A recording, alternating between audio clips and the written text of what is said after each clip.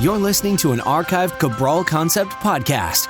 After listening to this show, check out the most up-to-date podcasts available at stephencabral.com/podcasts or search directly on iTunes.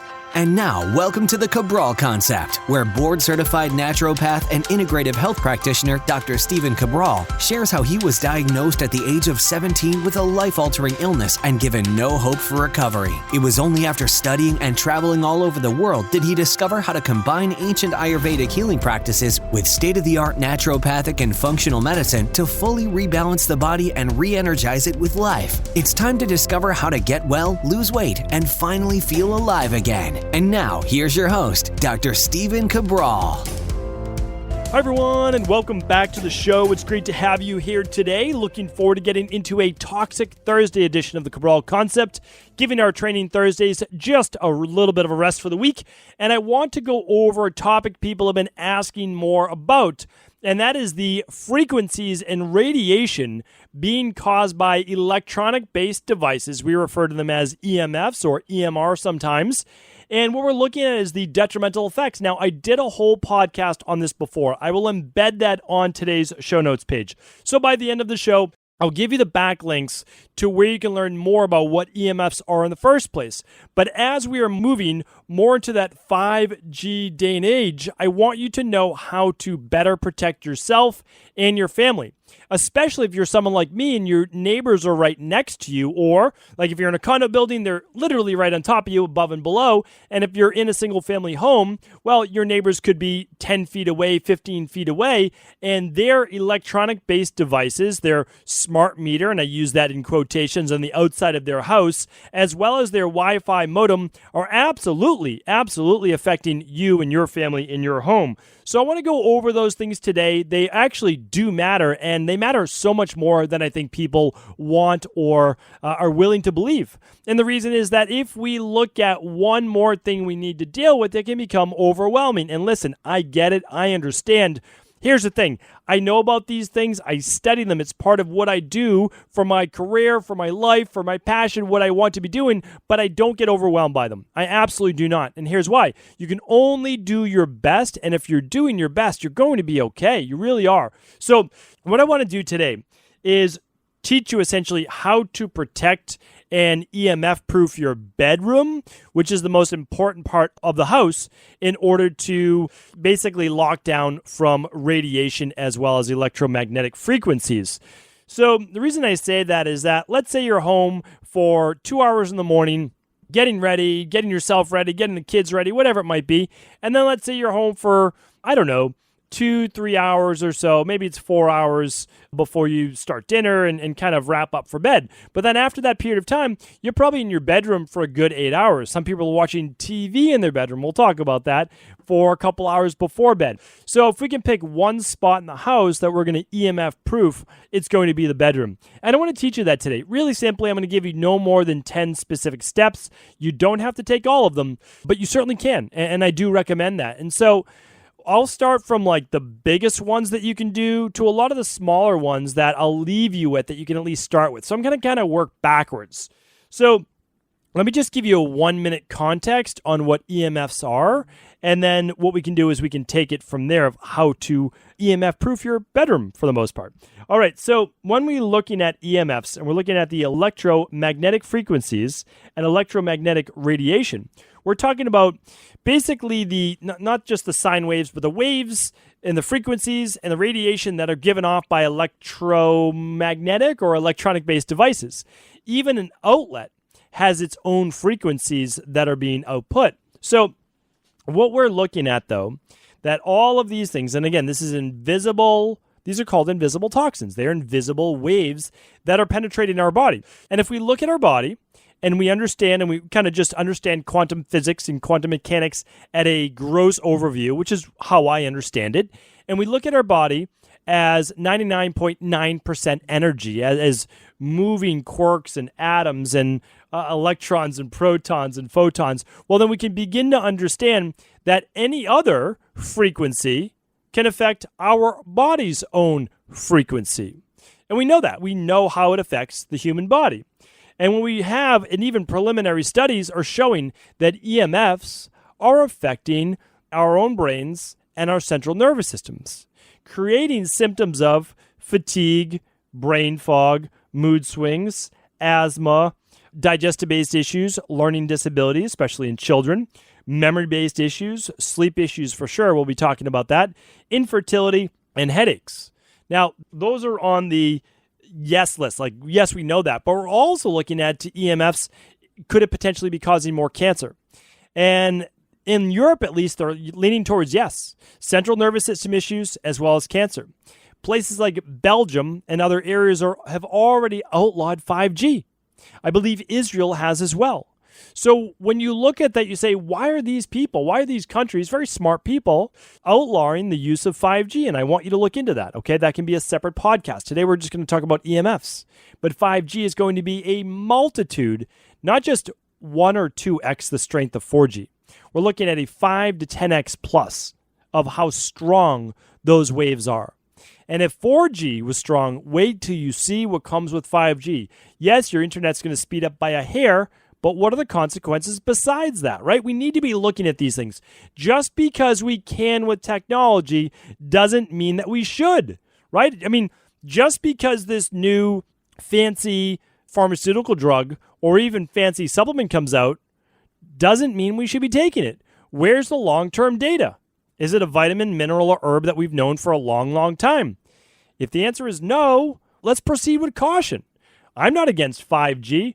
If it doesn't destroy humanity, I mean, I'm certainly not for it if that's the case. I'm not for it if it increases cancer or disease of any type. Certainly not, right? And children are the most affected. Pets, children, smaller beings. We know that it affects, I mean, again, Belgium's looking at what did it do to birds in the population? What's it doing to bees?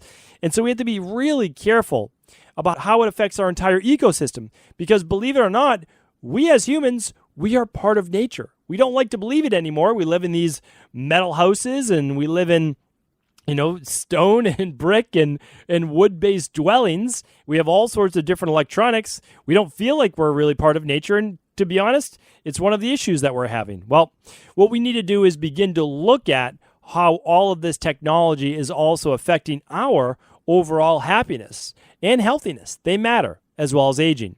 So I'm going to link up the previous podcast. Here's what I'll do. I will put it today at stephencabral.com/1343. stephencabral.com/1343 is where I will embed the previous show where I went in depth on EMFs. All right. So we'll check that out. I'm going to bring on an EMF expert in the future. Happy to do that as well as interview style. But for right now, check it out right over there. 1343 will be today's podcast. All right. So let's go into now how you can get a better night's sleep by blocking EMFs in your bedroom. And for sure, why does this help? Well, it helps if you get a deeper sleep, a more rejuvenating sleep. You move out of fight or flight. You relax the body in what's called the parasympathetic nervous system. This is where healing can take place. Great digestion takes place here. Detoxification takes place when the body is calm and rested and not being zapped with EMFs. Okay? So let's go over that right now. I'm going to give you the biggest one, the easiest thing that you can do. Not everyone is going to do this. Okay? It's going to take more effort. But there are people out there who are having an electrician come in and at least to their bedroom, they're having the best way that I know how to say it from my layman terms is a kill switch. So they basically click the button in the bedroom or they walk right out to their circuit breaker and they shut down the power to at least their bedroom. And by doing that, now none of the outlets are going to have power surging to them. That's going to allow you, which is important, to put your mattress or bed on a wall where your head might be within 3 feet of one of these outlets. These are things that I just learned about EMFs about 5 years ago. So I wouldn't consider myself an EMF expert today, an EMF expert. That's not easy to say, but I've certainly done my research. And what I can tell you is this: sleeping with your head near an outlet is really bad for overall affection of the brain. And I don't mean that in a very positive way. you can use an EMF meter. If you don't know what an EMF meter is, just go to stephencabral.com/podcasts, type in EMF meter. And if you do that, I'm going to do it right alongside you. You are going to come up with the 2 EMF meters that I recommend. There's a more powerful one, a better one that I like to use. I like them both though, but you're able to use that Tri-Field or that Merck meter. And again, if I just type in EMF meter, we'll see what show it comes up on so that I know that it works for you. And these EMF meters can be used around your house. And there are 6 results for an EMF meter. There's 658, 779, 893, 917, 1021, and 1058. What I would do is simply go over to 1021. That's my 2018 holiday shopping list. You can check out all the links there. I'll be updating that for 2019 as well. Every year I like to do that. All right. So here's the thing. You can actually test these things. But I know not everyone's going to do this. But if you had a circuit breaker that just shut down the electricity in your bedroom, you would be much better off. Okay, much less transmission of electromagnetic waves or radiation in your bedroom. So that's the easiest, that's the best one. Some people, they actually have the switch in their bedroom that shuts everything down. Instead of just being a power switch to their lights, it actually is a kill switch to all the electricity in the bedroom. Now, you could do it for the majority of your house. I don't know your living situation. I don't know where you live, but you could actually shut down the electricity in most of your house and use maybe even a battery-powered nightlight if you need it or something like that. So it's something to think about. It depends on how far you want to take this, but certainly not a bad idea for at least your bedroom or certain parts of the house at night. Now, the second best thing that you could do is shut down your biggest Wi-Fi and EMF-based producing devices. One of those would be your modem. You don't need your Wi-Fi at night, okay? So you can shut down that modem at night. That would be totally fine. You can just unplug it from the wall if you want, or if that does not work with your cable modem-based company or whatever you're using, you can simply press the off switch, okay? That will work, and that doesn't necessarily reset it at all. The other thing you want to make sure is that your TV, if you have one in your bedroom, well, ideally you don't have one in your bedroom, okay? Because that's going to emit quite a bit of EMFs as well. At least unplug it so that that is not getting any additional Wi-Fi to it. Because most likely it's a smart TV and your modem or your Wi-Fi is connected to that TV. You want to shut that down. Really, really important. Okay, those are some big ones. The next thing you can do is this. Devices in your bedroom. Here's exactly what I do. I used to have so many different things plugged in the bedroom. I want none of those things right now. Or if they are, they're in the other side of the bedroom. Let's say it's a cell phone, or let's say it's an alarm clock because you need to have one of those in your room. I get it. This is what you want to do. Keep it in your room, okay, if you're going to go this route. And now there's a couple things you could do. You could do a battery-powered alarm clock. Believe it or not, they still exist. Now, that's going to take care of all of the EMFs. A lot of people like to use their cell phone. Fine. If you keep your cell phone in your room, keep it at least 3 feet away from your bed, turn on your alarm, but put it on airplane mode, basically. So turn off your Wi-Fi and put it on Do Not Disturb. You don't need any of those things at night, okay? So now you have your Wi-Fi off and you have your airplane mode, and that will take care of all of it. And you just put on your Do Not Disturb if you want for a little extra. That's what I would do. So if you're going to keep it in your room because you want to plug it in and you want to use an alarm clock, especially if you're traveling, I get it. I do that when I'm traveling too. Totally makes sense. So keeping the other side of the room. Let's say you're using the wake light. So I've recommended the wake light before. It's amazing. It's great. It's one of those modern day inventions that I can't recommend enough, especially for people that are groggy in the morning, have a difficult time waking up. Okay, this is going to help with mood. This is going to help wake you up naturally. But put it on the other side of the room. Plug it into an outlet away from the other side of the room. Make sure that your head is not against an outlet on your bed. Again, check that outlet with an EMF meter. The EMF meters are not that much money. So, I mean, they probably range anywhere from $30 or so to maybe $100. And it's great for testing purposes. Again, you don't have to do this. You can just take my advice, which is free, on making these adjustments, and that will help. Now, if you have other devices plugged into your room, an Alexa or a Google Home or whatever the latest devices are, get them out of there. You don't need them in there. You don't want them listening to you. Move them out of your bedroom. Your bedroom should be your sanctuary. It should be your quiet spot. And this goes for if you're keeping the lights dimmed or so at night, those are another source of EMFs, or a night light sometimes. Here's what I would do. Before bed, if you are using a light, turn on a lamp, use a lamp instead. Put in one of the non-blue light bulbs I've recommended in the past. And I did a Friday review on basically like a red light. It's like this, it's a cool red light. I mean, it's really nice to look at. It gives you enough light. It's not going to produce cortisol, and it's going to help you fall asleep faster. So that is absolutely what I recommend. Then that lamp, which is not right beside your bed, then you're able to turn that off before bed if you choose to. Now, if you're using some type of light just for a couple minutes before bed reading and you don't want to get out of bed, I get that as well. Don't have it be one of the big light, let's say 120 hertz light bulb or 60 hertz. You want to go lower. You want a low volume light bulb, not necessarily one of these energy saver ones, which I'm going to do another podcast on, that actually have a massive amount of mercury in them as well. We have to be really careful. Again, I know that they're going to last longer, but if they break, they don't tell you this. I mean, it's on the packaging, but who reads it, right? Is that you have to leave your house. You have to leave your house. That's how much mercury is emitted. So that's really important to look at that. And again, you just want to go with more of like an old school and try to get rid of what they're called compact fluorescent light bulbs. You just don't want one of those. You want one of the lower hertz light bulbs. Okay. So my next recommendation is this.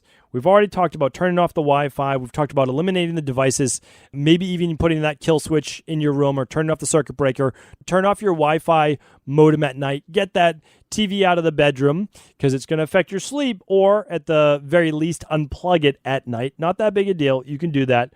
And then if you're using your cell phone, what I want you to do is, again, put it in airplane mode, but put it away from your bed if you're going to use it for charging.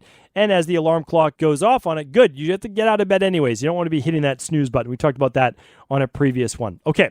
Now, this is not going to affect you as much, but a lot of mattresses with old school metal springs, as well as a metal wire, yes, around the whole edge of the mattress, are going to pick up more of those Wi-Fi transmissions. That's what they are, right? So you have to think about it. When you think about EMFs, it's not that complicated. This is how I really understood it, is that the way that you're able to pick up broadcasts or radio or anything like that is there's a wave in the air. Okay, and we are picking that up with a transmission device that allows us to turn onto a frequency that gets that frequency and plays it, right? We have all the different frequencies, 94.5, 94.1, we've got 97.6. Like, that is the frequency that we turn to pick up those waves in the air, and then it plays music or talk radio, whatever it might be. Well, what happens is if we have wires and coils in the bed, those pick up those types of Wi-Fi or EMFs. Now, the scary thing, the way that I noticed this, and this was scary because I didn't know this for 2 years with my first daughter.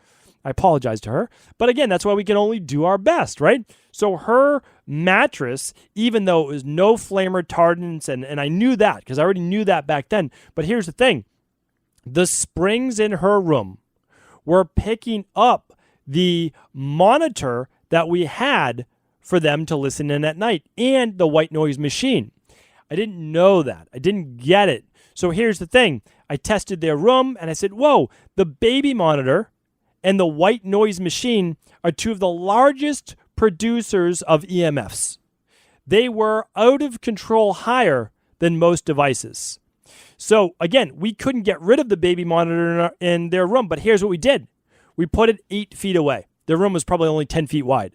We put it as far away as we could, 8 feet.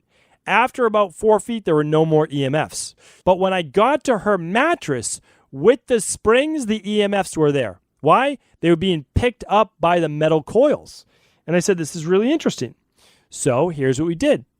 We got new mattresses without those metal coils. Easy to do for kids. They weigh less.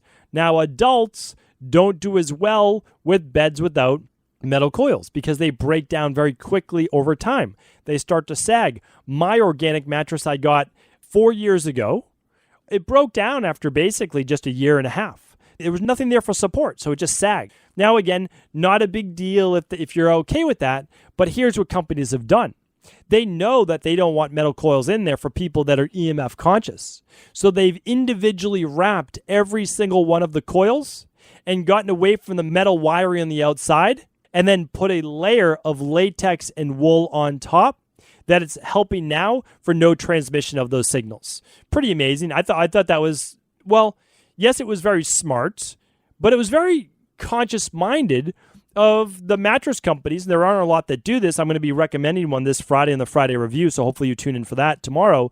But that was smart. It was a really great thing to do. So adults, you don't weigh 30, 40 pounds anymore, right? So there's more sagging of the mattress, especially, if you weigh 160, 200 pounds, like most people do, right? You're going to break down those mattresses over time.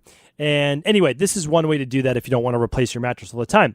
But if you are not buying a mattress that is customer health centered and they don't individually wrap all those coils, you are going to be picking up those Wi-Fi. So either buy a mattress with no coils or purchase one of the types. It's not the only one, but purchase one of the types that I talk about tomorrow on the show.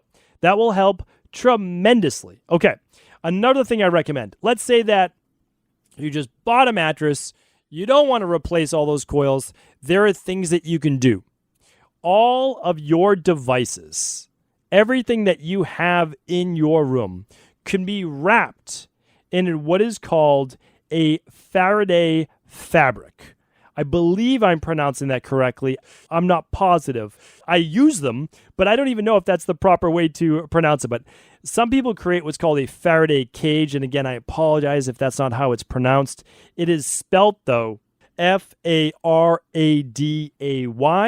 And they used to call them Faraday cages. The more polite name is called a Faraday canopy. And what it is, essentially, it's a net that you put around your bed. So if you have a 4-post bed, you can actually drape this over the 4 sides of the bed, and it clips onto the bottom. So you have this netting, which is actually made out of copper and other types of different metals, and it will block the Wi-Fi. So it's pretty ingenious, but here's the thing.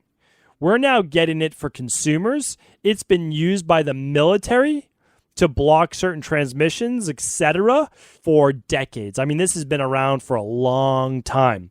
And I have the Faraday canopy and fabric because I'm testing out right now for a new portable sauna that we're trying to create.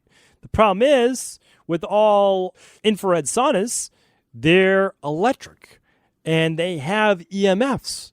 I'm trying to create a safer way to block the EMFs while you're in an infrared sauna. It's never been done to my knowledge. It's not easy to do. The first prototypes may not look that pretty, but they're going to be highly effective. So I'm just working with different types of Faraday fabric right now. It's kind of fun, kind of stressful, kind of not that easy, but it's a labor of love because I want to be able to produce these less expensively because I'm such a big believer in sauna. Well, here's what you can do. A Faraday canopy or Faraday fabric could be wrapped in anything that's high Wi-Fi.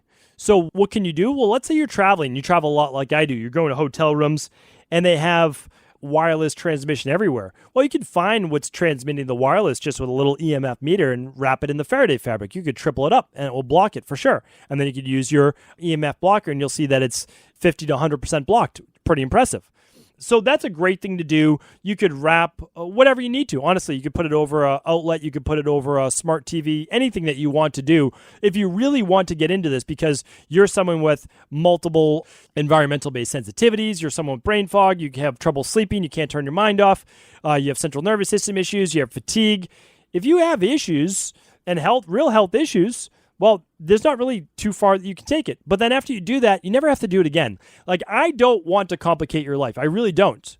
I want to make sure you stay healthy, and I want to do it in the easiest way possible. This is a one-and-done scenario. I'm giving you things today that you only have to do them once. That's how I live my life. If it's Groundhog Day every day for me, and I need to recreate the wheel every day, I'm not going to do it. I don't have any time, just like you don't have any extra time. So you do this once. You kind of play back this podcast as you're going through your bedroom. You go through the steps, and you're going to be able to do this, no doubt about it. Really easy things to do. Again, if you're working with a laptop in bed, use the Wi-Fi blocking pad I've talked about to put over your lap. I will link that up today. And then also use the Wi-Fi blocking cell phone case that I've recommended before. I test these myself. My girls, when we're on long car road trips or we're on a flight, that's when they get to use their iPads for a little sanity for mom and dad. And they have Wi-Fi blocking devices as well, and it's put on airplane mode.